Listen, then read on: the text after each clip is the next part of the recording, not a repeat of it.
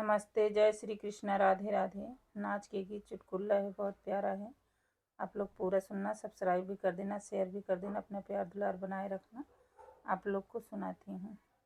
नकिया कहवा तू कटाऊ ना बताऊ ना नदी, नकिया कहवा तू कटाऊ ना बताऊ ना नदी, ना बताऊ ना नदी हो, ना बताऊ ना नदी, नकिया कहवा तू कटाऊ ना बताऊ ना नदी।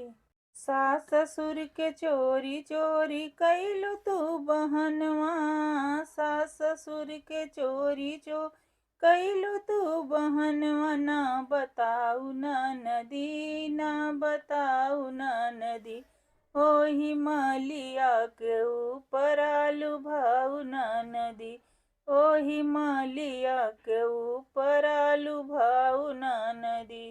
नकिया कहवा तू कटाऊ ना बताऊ ना नदी, नकिया कहवा तू कटाऊ ना बताऊ ना नदी।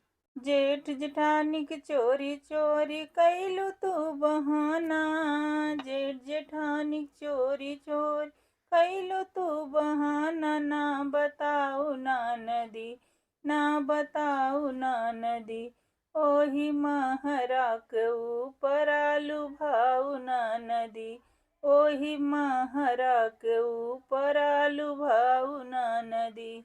नकिया कहवा तू कटाऊ ना बताऊ ना नदी, नकिया कहवा तू कटाऊ ना बताऊ ना नदी, ना बताऊ ना नदी हो, ना बताऊ ना नदी, नकिया कहवा तू कटाऊ ना बताऊ ना नदी।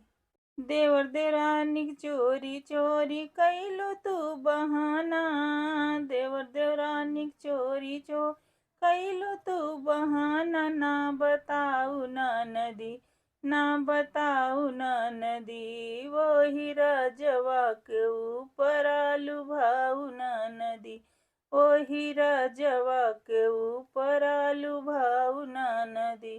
नकिया कहवा तू कटाऊ ना बताऊ ना नदी, नकिया कहवा तू कटाऊ ना बताऊ ना नदी, ना बताऊ ना नदी हो, ना बताऊ ना नदी, नकिया कहवा तू कटाऊ ना बताऊ ना नदी, नकिया कहवा तू कटाऊ ना बताऊ ना नदी।